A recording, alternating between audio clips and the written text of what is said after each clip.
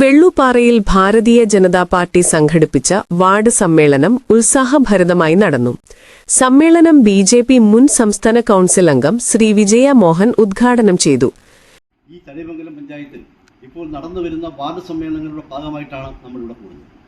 ഇപ്പോൾ തളിമംഗലം പഞ്ചായത്തിൽ നമ്മൾ 4 വാർഡ് സമ്മേളനങ്ങൾ നമ്മൾ വളരെ ഗംഭീരമായി വളരെ നല്ല സമ്മേളനങ്ങളായി നടന്നു. ആദ്യം തെരുവിൻപാകം, പിന്നെ മൂലങ്കോട്, പോരേടം, വെട്ടുവഴി, ഈ 4 സമ്മേളനങ്ങൾ വളരെ നല്ല രീതിയിൽ വളരെ പ്രൗഢോജ്വലമായിട്ടാണ് നമ്മൾ ആ 4 സമ്മേളനങ്ങൾ. അപ്പോൾ നമ്മൾ ആദ്യമായി തന്നെ ഈ കേരളത്തിൽ ആദ്യമായി തെരഞ്ഞെടുപ്പിന്റെ പ്രവർത്തനങ്ങൾ ആരംഭിച്ച ഇലക്ഷൻ പ്രവർത്തനങ്ങളുടെ ഭാഗമായി പാർട്ടി സ്വീകരിക്കുന്ന വിവിധ പദ്ധതികളും പ്രവർത്തനങ്ങളും സമ്മേളനത്തിൽ വിശദീകരിക്കപ്പെട്ടു.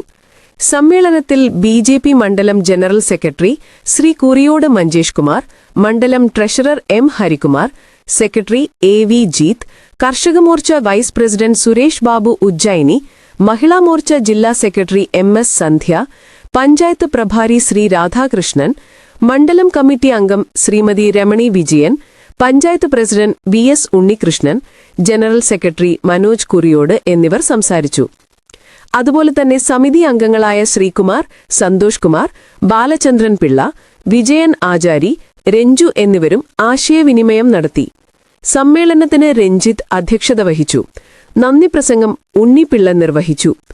യോഗത്തിൽ 21 അംഗങ്ങളടങ്ങിയ ഇലക്ഷൻ മാനേജ്മെന്റ് കമ്മിറ്റിയും രൂപീകരിച്ചതോടെ സമ്മേളനം കൂടുതൽ ശക്തമായ മുന്നേറ്റങ്ങൾക്ക് തുടക്കമായി.